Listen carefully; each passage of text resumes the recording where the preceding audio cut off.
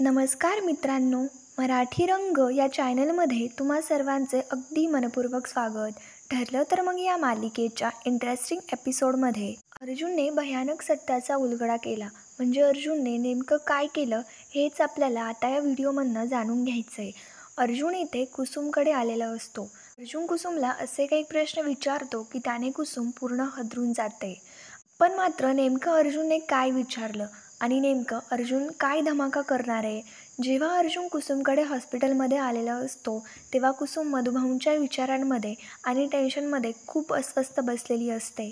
तेव्हाच मग अर्जुनला प्रश्न पडतो की नेमकं कुसुमताईला मी बोलू की नको, त्यांना विचारू की नको. पण मात्र तरीसुद्धा अर्जुन धाडस करतो आणि कुसुमताईला विचारतो की मला सायलीचा लहानपणीचा फोटो हवाय. नेमकं सायली लहानपणी कशी दिसायची हे अर्जुनला पाहायचं असतं. पण नाही, अर्जुनच्या मनामध्ये काहीतरी वेगळंच असतं.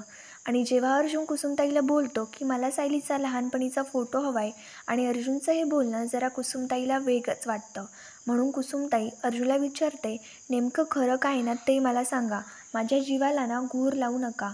मला खरं खरं सांगा काय झालं आहे.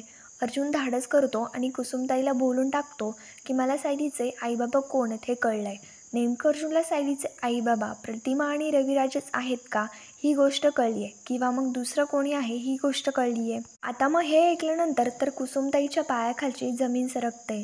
अर्जुन सांगत असतो की मला सायलीचे आईबाबा कोण आहेत हे कळलं आहे आणि म्हणूनच मला सायलीचा लहानपणीचा फोटो हवा आहे.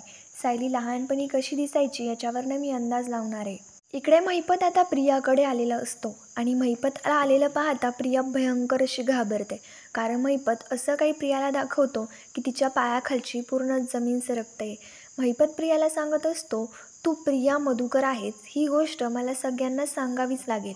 कारण मला जर या मुळाशी पोचायचं असेल ना तर ही गोष्ट मला सगळ्यांना सांगणं गरजेचंच आहे. मला त्या अर्जुन सुभेदार आणि त्याच्या बायकोपर्यंत जर पोचायचं असेल, त्यांना जर मारायचं असेल तर हाच एक मार्ग आहे. मला तू प्रिया मधुकर आहेस हे मला सिद्ध करावंच लागेल. मला या पायऱ्या सगळ्या ओलांडावाच लागेल. पहिले मी काय करणार, तुला ना इथून घरी नेणार आणि मग या सगळ्या गोष्टीवरती फुली मारणार. तू प्रिया किल्लेदार आहेस हे मी सिद्ध करणार. प्रिया ना धड आता इथे प्रिया किल्लेदार राहिलेली असते ना प्रिया सुभेदार. ही प्रिया मधुकर आहे असं महिपतने सगळ्यांना सांगून टाकायचं ठरवलेलं असतं. आणि महिपतचा पुढचा प्लॅनमुळे प्रिया तर पूर्ण हादरून गेलेली असते. तिला घाम फुटलेला असतो.